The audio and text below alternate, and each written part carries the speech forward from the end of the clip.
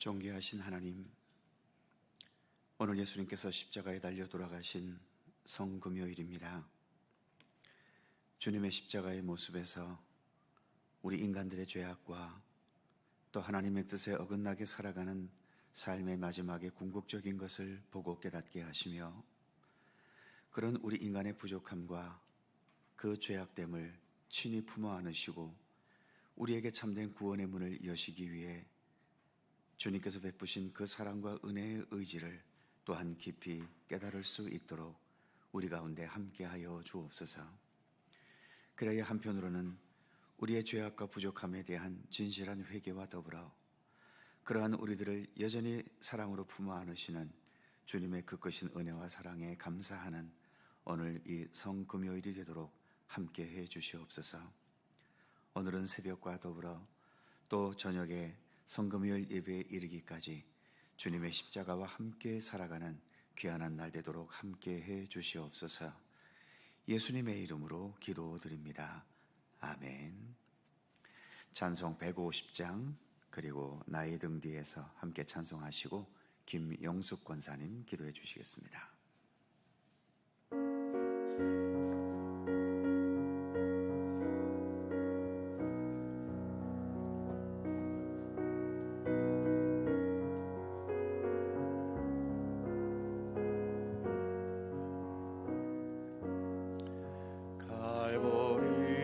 산 위에 십자가 섰으니 주가 고난을 당한 벼라. 험한 십자가를 내가 사랑함은 주가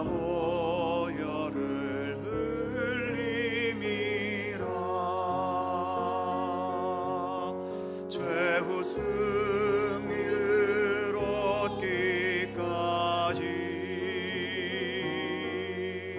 주의 십자가 사랑하리.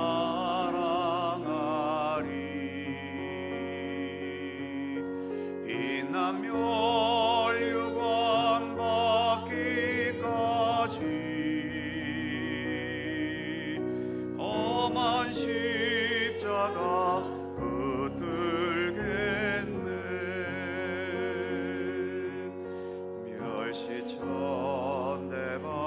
멸시천대받은 주의 십자가에 나의 마음이 끌리도다.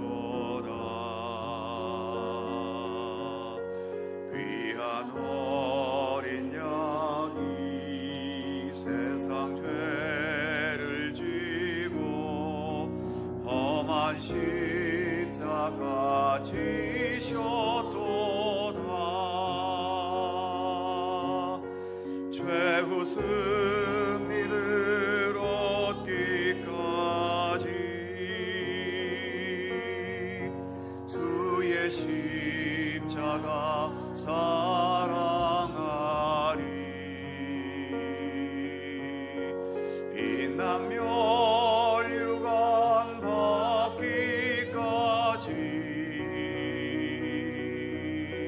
험한 십자가 붙들겠네. 험한 십자가에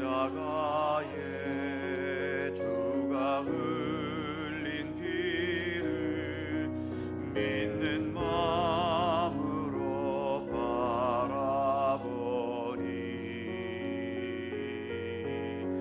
나를 용서하고 내 죄 사하시려 주가 흘리신 보혈이라.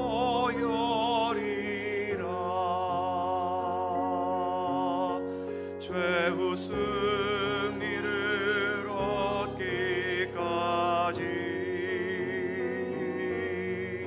주의 십자가 사랑하리.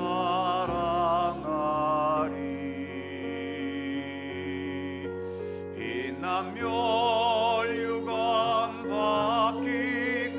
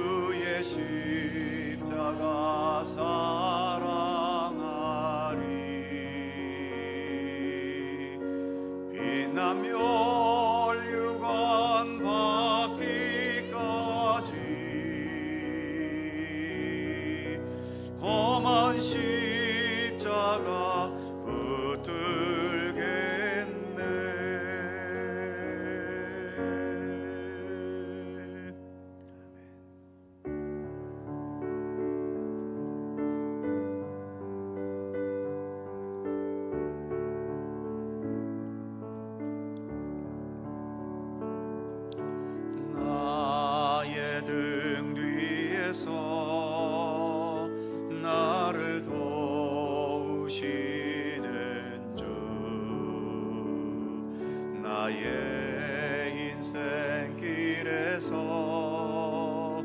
지치고 고나요 매일처럼 주저앉고 싶을 때 나를 밀어주시네. 일어나 걸어라 내가 새 힘을 주리니. 일어나 너 걸어라 내 너를 도우리.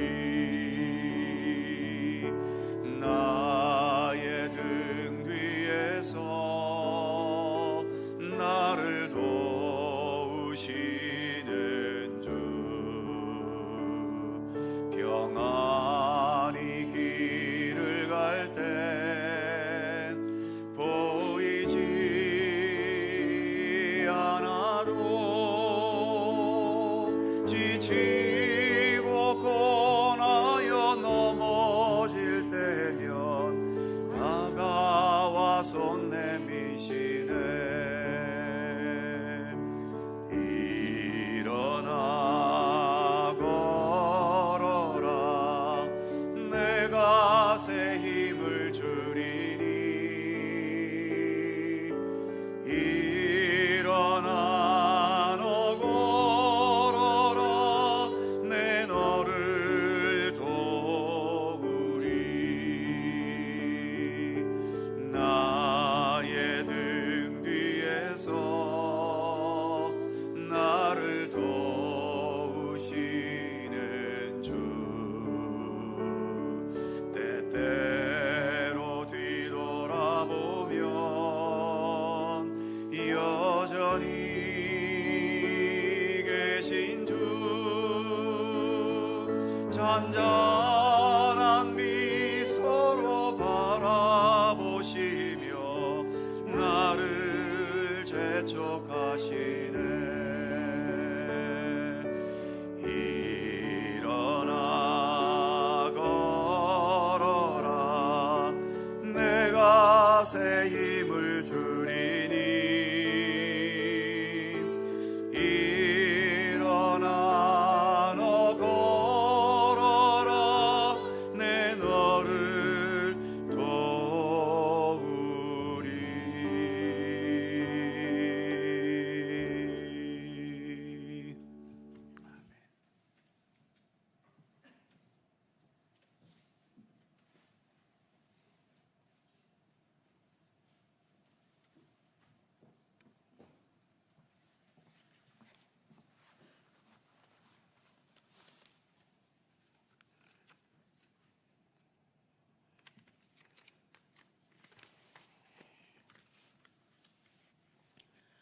지금도 살아 역사하시는 하나님 아버지, 크신 은혜와 사랑에 감사합니다.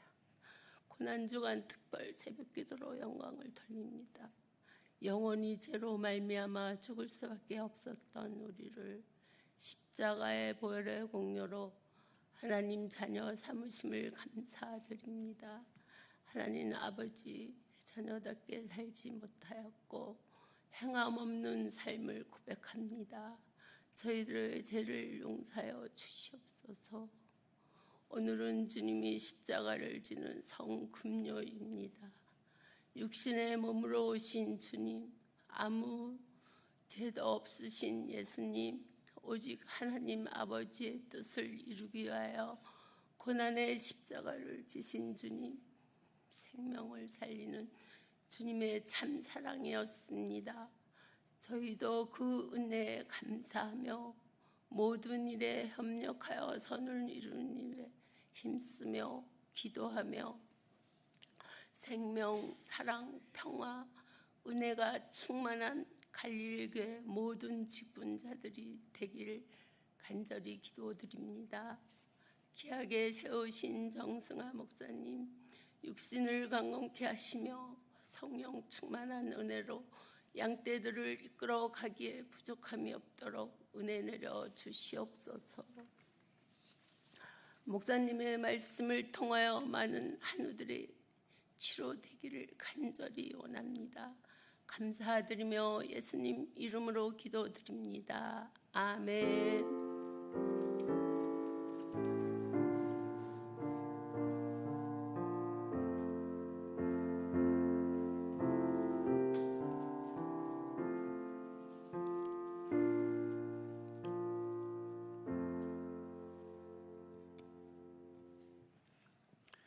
구약성경 열왕기상 17장 17절입니다. 열왕기상 17장 17절, 구약성경 545면입니다. 구약성경 545면 열왕기상 17장 17절에서 24절까지의 말씀입니다.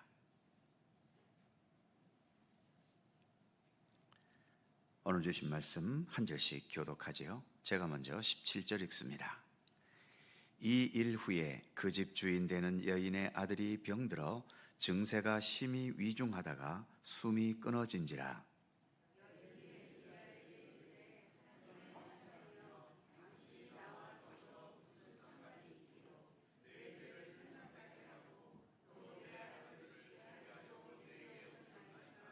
엘리야가 그에게 그의 아들을 달라 하여 그를 그 여인의 품에서 받아 안고 자기가 거처하는 다락에 올라가서 자기 침상에 누이고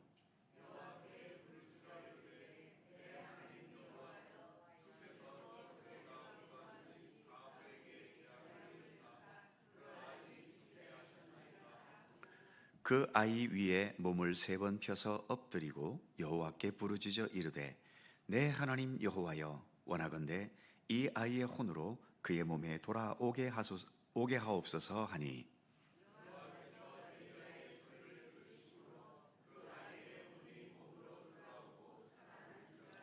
엘리야가 그 아이를 안고 다락에서 방으로 내려가서 그의 어머니에게 주며 이르되 보라 네 아들이 살아났느니라.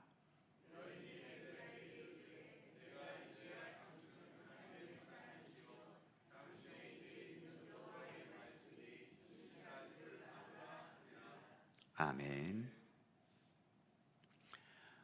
오늘의 본문은 사르밧이라고 하는 곳에 사는 과부에게 하나밖에 없는 귀중한 아들이 중병에 걸려 죽어버린 상황으로 시작합니다. 하나밖에 없는 아들을 잃어버린, 그것도 홀어머니의 심정, 과연 무엇으로 비교할 수 있겠습니까? 그 여인 자신이 죽는 것보다도 사실은 더 괴롭고 더 고통스러웠겠지요.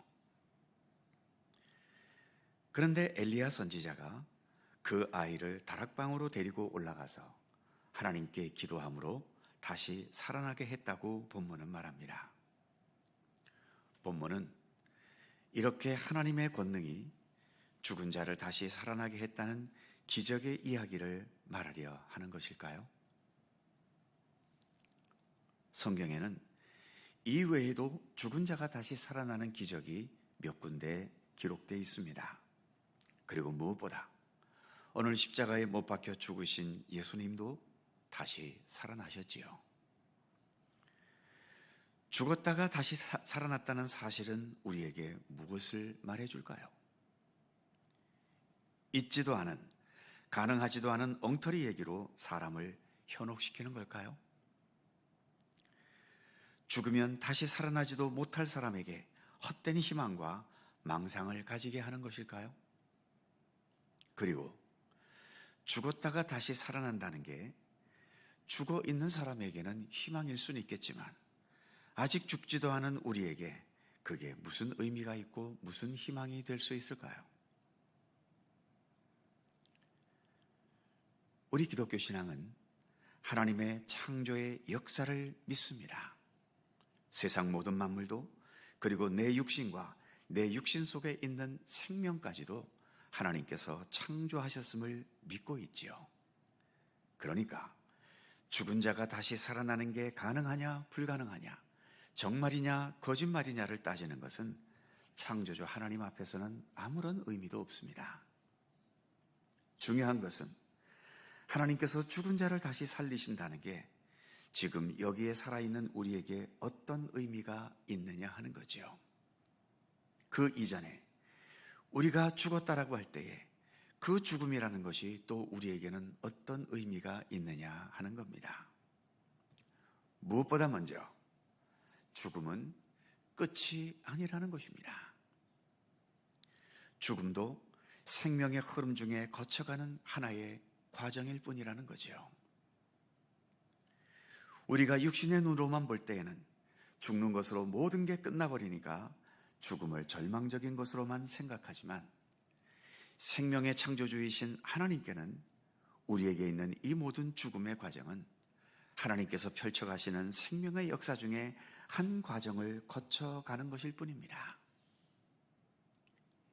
예수님께서 요한복음 12장에서 말씀하신 것처럼 하늘의 밀이 땅에 떨어져 죽으면 죽는 것으로 끝나지 않는다는 것입니다. 오히려 그 죽음을 통해서 더 많은 열매가 맺어간다는 거죠. 이처럼 죽음은 더 많은 열매를 맺어가는 중요한 과정인 것임을 예수님은 말씀하셨습니다. 오히려 죽지 않고 그대로 있는 것이 실제로는 하늘 그대로 있는 그야말로 죽음의 현실과 같다라고까지 예수님은 말씀하셨지 않습니까? 오늘 본문에서 사르밧 과부의 정말 소중한 외아들이 죽었습니다. 육신의 죽음만 생각한 과부에게는 하늘이 무너지는 절망이지요. 그러나 하나님의 사람 엘리야가 볼 때에 이 아이의 죽음은 새로운 생명으로 나아가는 하나의 관문이었을 뿐입니다. 그리고 엘리야의 믿음의 판단대로 그 아이는 다시 살아난 거죠. 예수님의 죽음도 그 당시 모든 사람에게는 다 끝이었습니다. 예수님의 제자들도 이제는 예수님과 함께하는 모든 삶은 끝났다면서 절망해버렸고, 예수님을 죽였던 자들도 이제는 골치 아픈 거 하나 시원하게 해결했다고 모두가 좋아했겠죠. 그런데 끝났습니까? 끝난 게 아니었던 거죠. 예수님은 다시 사셨고 오늘날까지도 우리 가운데 살아계셔서 역사하십니다. 예수님을 죽이려 했던 자들은 육신의 예수님을 사흘 동안은 잠시 죽인 것 같았지만 다시 살아나신 예수님은 지금도 다시 죽이지 못하고 있습니다. 그래서 죽음은 끝이 아닙니다. 여전히 새로운 생명의 세계로 나아가는 하나의 과정이라고 우리는 분명 믿습니다. 또 한 가지, 육신의 생명이 사라지는 죽음도 있지만 삶의 의미가 사라져버려서 살아 있어도 죽은 것 같을 때가 있죠. 예를 들어 사업이 망하거나 하던 일이 실패해서 돈 한 푼 없는 신세가 되어버리고 게다가 내 어깨를 짓누르는 심한 부채에 시달리게 될 때, 더 나아가 실패한 나를 주변 사람들이 우습게 보거나 또는 조롱하는 것 같거나 불쌍하게 보는 시선 때문에 차라리 죽는 게 더 낫다 싶을 때가 있습니다. 또는 어떤 큰 사고를 당해 평생 불구자로 지내야 하거나 여러 가지 이유로 도저히 견뎌낼 수 없는 고통과 힘든 일과 괴로움 때문에 시달릴 때 차라리 죽는 게 더 나은 것 같은, 살아있어도 죽음과 같은 현실을 살아가는 사람들도 있습니다. 그런데 돌이켜 생각해보면 세상을 살아가는 게 돈으로 살아가는 것밖에는 다른 길이 전혀 없을까요? 내가 실패해도 내가 좋아하는 것을 잃어버렸거나 또는 내가 사랑했던 사람이 내 곁을 떠나버리면 정말 나는 더 이상 살아가야 할 의미도 필요도 없는 것일까요?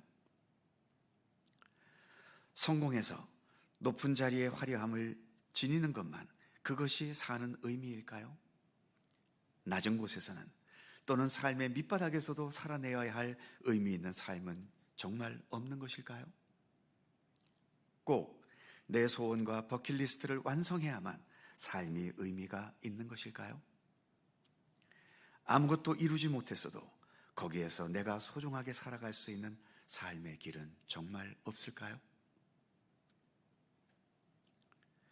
죽었다가 다시 살아난다는 것은 죽음이라는 최악의 절망 속에서도 기꺼이 살아갈 수 있는 다른 생명의 길이 있다는 것을 말해주는 것입니다. 예수님께서 십자가에 못 박힌 채로 죽어가실 때 그 십자가상에서 7마디의 말씀을 하셨기 때문에 가상칠언이라고 말을 하지요. 죽음이 전부였다면 예수님의 가상칠언은 다 헛소리입니다. 자기가 죽어가면서 자기를 죽인 자를 위해 저들의 죄를 용서하여 주옵소서 기도하는 게 무슨 의미가 있습니까? 자기도 죽어가면서 옆에 달려있는 강도에게 네가 오늘 나와 함께 낙원에 있을 것이라 하는 말은 일반 사람들이 볼 때는 정말 헛소리입니다. 자기나 먼저 살지 자기도 죽으면서 뭘 남을 구원합니까? 이처럼 십자가상에서 예수님께서 하신 말씀은 죽음이 모든 게 끝이라면 인생의 비극, 인생의 실패, 인생의 아픔이 나의 모든 삶의 끝이라고 생각한다면 예수님은 정말 헛소리한 것에 불과합니다. 그러나 우리에게는 헛소리가 아니라 오히려 일반적으로 계실 때의 말씀보다도 더 소중한 말씀들 아니었습니까? 그러기에 우리는 이렇게 어느 때든 특별히 이 고난주간에 예수님의 십자가에서의 말씀을 묵상하고 또 생각하게 되는 것입니다. 어떤 실패에도, 어떤 고통에도, 어떤 죽음의 현실에도 여전히 살아갈 수 있는 다른 생명의 길이 열려 있다는 것을 예수님은 보여주셨던 것입니다. 그래서 사도 바울은 고린도전서 10장 13절에서 말씀하기를 우리에게 감당치 못할 시험은 허락하시도 않지만 또 그런 시험이 있다 하더라도 그 시험을 당할 때면 하나님께서는 피할 길을 내신다고 말씀하셨죠. 그것이 죽음이라는 시험이라면 그 죽음을 극복하고 새로운 생명으로 나아가게 하는 피할 길을 하나님은 내시는 것입니다. 예수님의 죽음이 바로 그것을 우리에게 보여주셨지요. 죽으면 모든 게 끝이고 더 이상 피할 길도 어떤 가능성도 없다고 여겼지만 예수님은 부활의 능력을 나타내셨습니다. 그 어떤 죽음과도 같은 절망과 시련과 고통 속에서도 여전히 생명의 길은 열려 있고 생명을 향해 피할 길은 열려 있다는 것입니다. 그런 생명의 역사를 펼치시는 우리 하나님은 창조주 하나님이시고 부활의 능력을 나타내신 예수님은 바로 우리의 구원이시며 생명이시며 내 삶의 모든 것이 되시는 예수님이십니다. 오늘 예수님 돌아가신 성금요일이지만 우리에게는 죽음이라는 절망이 아닌 부활이라는 새로운 생명을 바라보는 날인 것입니다. 기도하겠습니다. 생명의 하나님, 오늘 예수님께서 십자가에 죽으신 성금요일입니다. 죽었으면 모든 사람에게는 최악의 비극이겠지만 우리는 오히려 이날을 거룩한 날로 여기면서 성금요일로 받아들이지 않습니까? 주님의 죽음 속에서 우리의 죽음을 바라보지만 그러나 결코 그 죽음이 끝이 아니라 더 새로운 생명을 향해 가는 하나의 관문임을 예수님의 죽음을 통해서 다시 한번 깨닫습니다. 하나님, 때로 우리의 삶을 무너지게 하는 엄청난 절망이 우리를 아프게 하고 우리를 넘어지게 하고 우리를 쓰라리게 하고 그래서 더 이상 삶의 희망과 의미를 잃어버리게 만듭니다. 하나님, 그러나 그러한 상황 속에서도 상황에 몰입돼 버리고 거기에 지배당하지 않도록 저희들을 붙들어 주옵소서. 어떠한 비극의 아픔 속에서도 여전히 십자가에서 우리를 바라보시는 주님을 우리가 생각할 수 있게 하시고 십자가에 죽으신 그 예수님을 통하여 오히려 우리의 모든 현실을 능히 극복하고 이겨나가는 믿음의 백성들 되게 하시기를 원하옵고 기도합니다. 어떤 비극도 아픔도 분노도 억울함도 우리의 삶의 끝이 아님을 깨닫게 하여 주옵소서. 다시 일어서게 하시는 십자가의 주님, 부활의 예수님을 더욱더 믿음의 눈으로 바라볼 수 있도록 우리를 붙들어 주시고 지켜주시기를 원하옵고 기도합니다. 오늘도 이 새벽 주님과 동행할 수 있게 하심을 감사합니다. 십자가의 예수님을 생각하며 오늘 하루도 지내게 하시고 이 아침도 간구하며 기도하는 우리들 모두의 기도의 제목 하나하나마다 우리 주님께서 사랑과 권능으로 응답하시고 또 이루어 주시옵소서. 오늘 십자가에 달려 돌아가신 주님께 우리의 삶의 모든 것을 온전히 맡기고 의탁하오며 우리 구주 예수 그리스도의 이름으로 기도하옵나이다. 아멘. 하늘에 계신 우리 아버지, 아버지의 이름을 거룩하게 하시며 아버지의 나라가 오게 하시며 아버지의 뜻이 하늘에서와 같이 땅에서도 이루어지게 하소서.